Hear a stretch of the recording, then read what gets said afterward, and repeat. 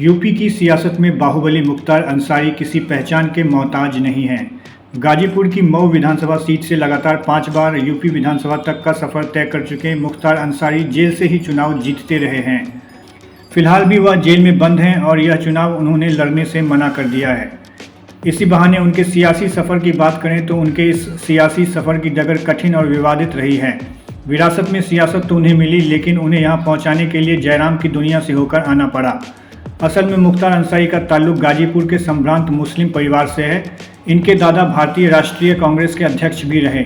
वहीं इनके नाना सेना के अधिकारी थे जो महावीर चक्र से सम्मानित हुए। लेकिन मुख्तार अंसारी की आपराधिक फेहरिस्त उनके पारिवारिक कीर्ति पर भारी है। मुख्तार अंसारी ने अपने आपराधिक छवि के बल पर सियासत में एक ताकतवर मुकाम हासिल किया।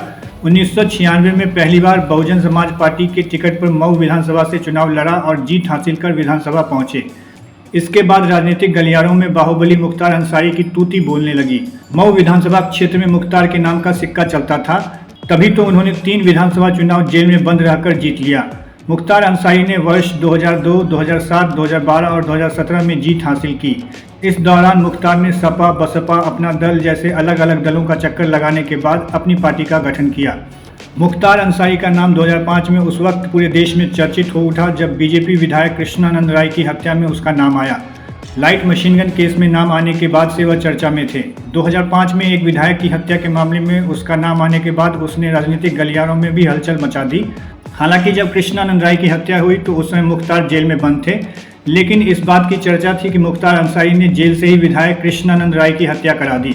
विधायक कृष्णानंद राय की हत्या के पीछे मुख्तार अंसारी का हाथ होने की वजहों को लेकर कई अटकलें लगती रही हैं।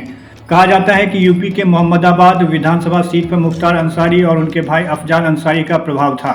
1985 से लगातार ये सीट अंसारी परिवार के कब्जे में रही, लेकिन 2002 में बीजेपी उम्मीदवार कृष्णानंद राय ने अफजाल अंसारी को हराकर यह सीट हथिया ली, जो मुख्तार के सियासी कद पर दाग साबित हो रही थी।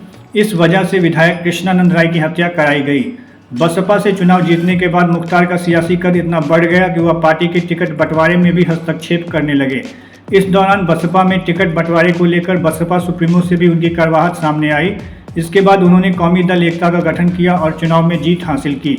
बाद में बसपा में ही इस पार्टी का विलय हो गया। वहीं इस चुनाव में उनका बेटा मऊ सीट से सपा गठबंधन के टिकट पर चुनाव लड़ रहा है।